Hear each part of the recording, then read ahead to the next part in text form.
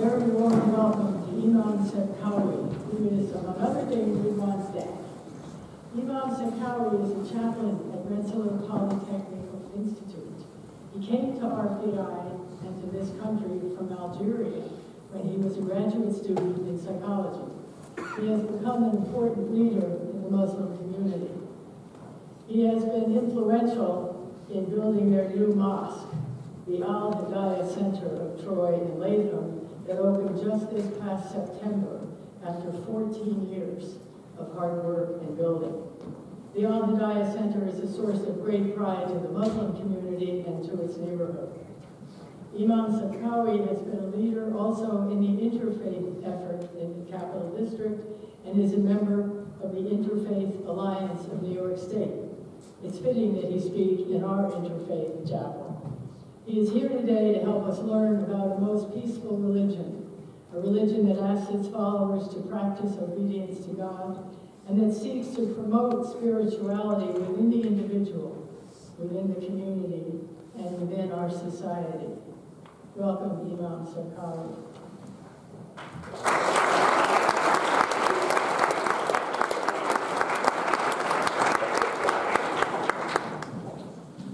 Okay, so I'm going to start this off with a call to prayer done in Arabic.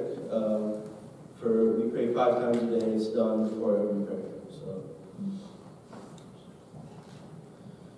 Allahu Akbar, Allahu Akbar, Allahu Akbar, Allahu Akbar. Ashhadu an la ilaha illa Allah.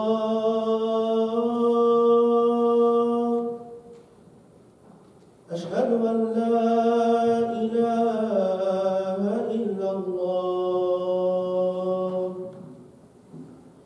أشهد أن محمد رسول الله أشهد أن محمد رسول الله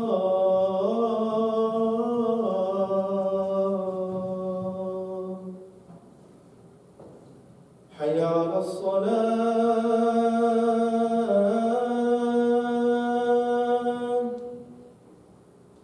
حي على الصلاة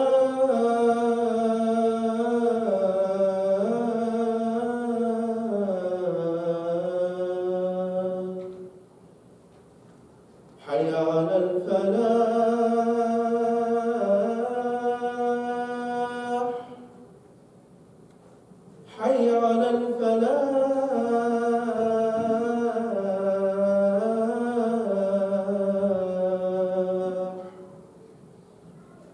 الله أكبر الله أكبر لا إله إلا الله.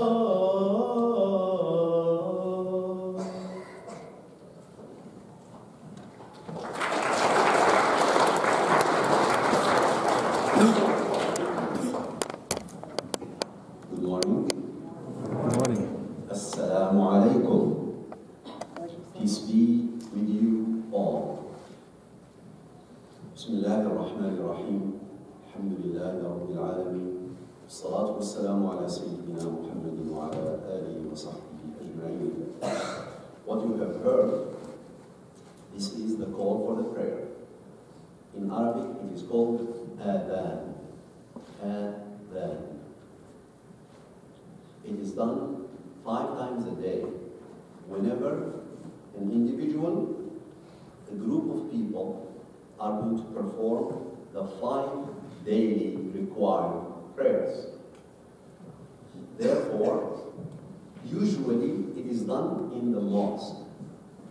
In Arabic it's called masjid. Masjid. Mosque, masjid. Masjid is coming from the root word sajada, which means to prostrate. So the place for the prayer, the place for prostration, that's where it is called masjid. Now masjids are being built, but originally a place of a prayer is a masjid, is a mosque. So you hear those words being echoed from the minaret. Now you go to some of the Muslim countries, you go to Cairo or Istanbul, and you hear the echo of that call resonating from every mosque, sometimes exactly the same time. And it becomes like a symphony, you know, when you hear it from everywhere. So what are those words that we have heard? Allahu Akbar, Allahu Akbar. Ashhadu an la ilaha illallah. Ashhadu anna Muhammad Rasulullah. Hayya ala as-salah, hayya ala al-falah. Allahu Akbar, Allahu Akbar. La ilaha illallah. It's basically praising the name of God. God is greater. God is greater. There is no God but He. There is no God but He. Muhammad is the messenger of God.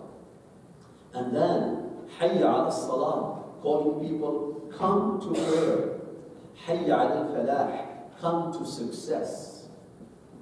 And then mentioning again the name of God. That's what those words are about, and that's the invitation of the people to come to prayer. Muslims trace themselves in terms of faith all the way to Abraham. We call Abraham, Ibrahim, we call him our father in faith. And the journey, the story started a long time ago. If I were to pray, and I brought with me over here a prayer rug. Maybe you have seen this before, right? Most of the time, if people would like to pray, they would spread this on the ground and they would stand in prayer. Prayer of the Muslims requires more than statements, as you have heard. It requires also physical motions. So we bow and we prostrate. We raise our hands and we read words, we say statements. Those statements are being said in the prayer. Most of them are from the Quran. This is the Quran, the holy book for the Muslims. So if that prayer rug is being spread and I am doing my prayers, I direct myself towards a certain direction. Which direction I should direct myself to? Where do I direct myself to? Anybody knows? Yes? Mecca. So I direct myself to Mecca. Mecca from here is which direction? Mecca from here, from Albany, is which direction? East, west, south, north? Yes? I'm sorry? I can't hear you. East? Almost. It's northeast. It's northeast. And many people actually get puzzled with that because it looks like straight east. Some people say even south. Well, actually, it is northeast because when you look to the globe and you try to measure, actually the nearest distance is northeast, not exactly east, right? But that's very close. So I direct myself towards Mecca. The journey of Abraham actually starts with Mecca. This is a long time ago, thousands of years ago, when Abraham took his son. Anybody knows what was the name of his son? Yes? Anybody? Huh? Yes? No, well, that was his great-grandson. But his immediate son that he took to Mecca, yes? Isaac. Isaac, that was the second son, who was still in what was called Palestine. But the other son that he took to Mecca, his name was what? Ishmael, that's right. So Abraham had two sons, Isaac and Ishmael. Ishmael was the older. Ishmael was the older, and his mother was Hagar. So he took Ishmael and his mother Hajar, he took them to Mecca and left them in Mecca with some food and water. But then after a while, the water is gone and the food is gone. And the baby was crying for food. And guess what happened? There was no Mecca at that time. There was nobody. They were just by themselves, the mother and the baby. And when the food ran out and the water was finished, the baby was crying. And he was on the top of a hill. And the mother was running between two hills looking for somebody to help. And then suddenly she looked back and the baby stopped crying. And the water was gushing from underneath his feet. This is in the desert. You know what means water in the desert? It means a lot. So that was the starting of Mecca. That water is still running until today. It's called Zam. That water is a blessed water. When people go to pilgrimage today to Mecca, Muslims go to pilgrimage, it is a requirement. One of the 5 requirements. One of the 5 requirements for Muslims to do is to go to pilgrimage once in a lifetime. Do you know what are the other 4 requirements? What are the other 4 pillars? One of them is pilgrimage. The other 4 are yes? Pray 5 times a day. I just said that in the beginning, all right? Pray 5 times a day. So pilgrimage and pray 5 times a day. What are the other 3? Yes? Giving charity, that's right. It's called zakat, right? If you have some saving, you give 2.5% out of your saving. What are the other 2? There are only 2 left. Yes? Fasting. Fasting, that's right. Fasting is the month of Ramadan. Anybody knows when the month of Ramadan is going to be this year? This year. Do you know when it's going to be? Approximately? Yes? I'm sorry? I can't hear you. Is it now? Is it now? No, it's not now. It's going to be in the middle of the summer. It's going to be very hot. Yes? Yes, it's going to be in July. That's right. It's going to be in the middle of the summer, about 17, 18 hours a day. Right? 17 hours a day. Are you ready, Ridhwan? Okay. So the fasting of the month of Ramadan. And then there is one left. One pillar left. So we talked about pilgrimage, we talked about fasting, we talked about prayer 5 times a day, we talked about charity. There is one left.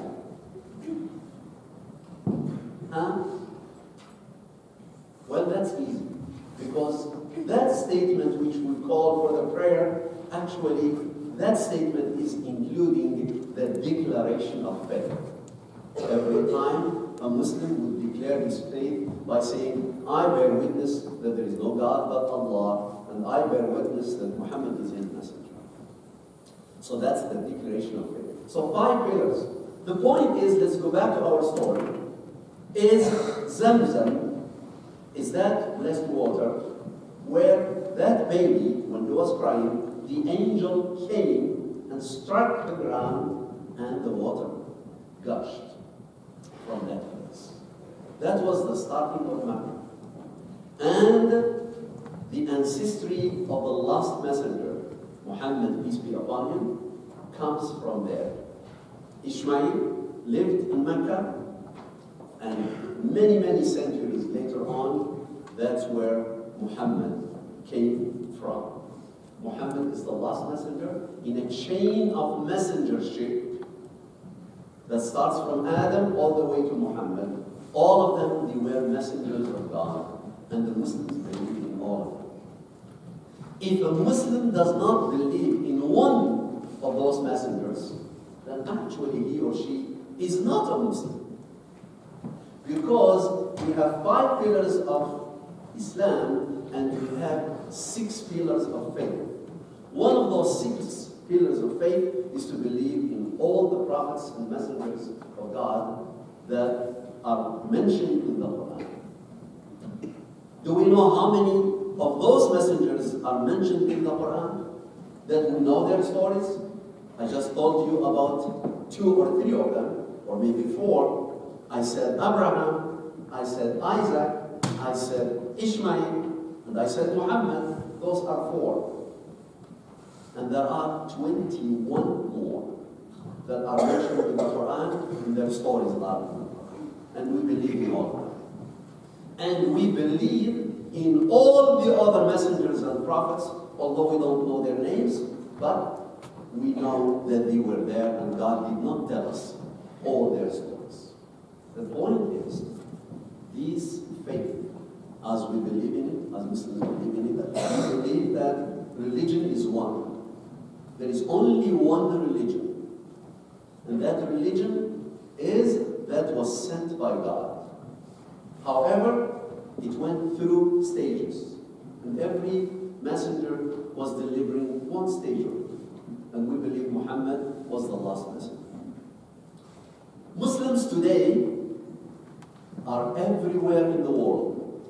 Do you know what's the Muslim population, approximately? Anybody knows approximately what's the Muslim population in the world? Yes? 500. A little more. Anybody has a guess? Yes? I'm sorry? 1 billion. There is 1.5. 1 billion and a half in the world that are Muslims. And you can mention almost any country, any corner in the earth, and there are Muslims.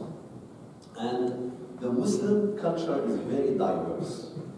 And the community where I live, the mosque where I am, is very diverse. So you have people from almost everywhere, right? And they speak different languages. They dress in different kind of dresses. Maybe you are wondering why I'm dressed this way. Because I come from Algeria. Algeria is in North Africa. And this kind of dress is very common as a traditional dress in North Africa. So I dress up that way. Not all the time, but especially when I go to the mosque, when I lead the prayers, I do dress up this way. I don't have to. As long as I dress up in something decent and that is covering properly, then that's fine. Yes, most of the time, usually someone who is going to lead the prayer is someone who is going to put a hat on his head, but that is not even required. It's not a must, but preferred, right? And so on. So, as you see, Muslims coming from different parts of the world, they bring with them different cultures and different varieties of things. Their food is different, their dress is different, their languages are different. And that makes the culture very diverse and very rich. And that's what teaches us that we have to learn to appreciate actually the fact that we are all brothers and sisters, and we all have something to contribute to the well-being of the society from the richness of all where we came from. Today, I'm very glad that you invited me to speak to you and to share with you my faith. And I hope I added something to your knowledge that you already know, because I asked you questions and you answered the questions. That means you know. But every day we have an obligation to know more. Therefore, we keep learning about each other, and the more we know about each other, the more we will appreciate each other. And I thank you so much.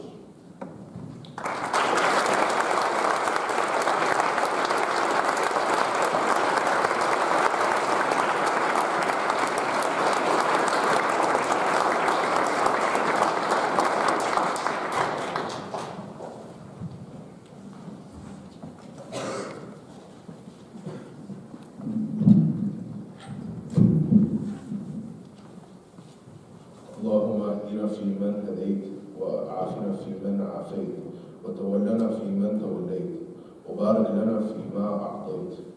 اللهم أرنا الحق حقا وارزقنا الاتباع وأرنا الباطل باطلا وارزقنا الاجتناب. O Allah, guide us with those who you have guided, and strengthen us with those to whom you've given strength. Take us to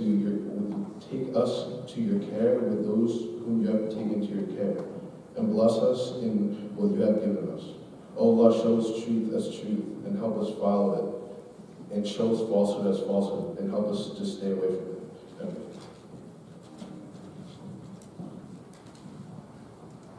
Please rise.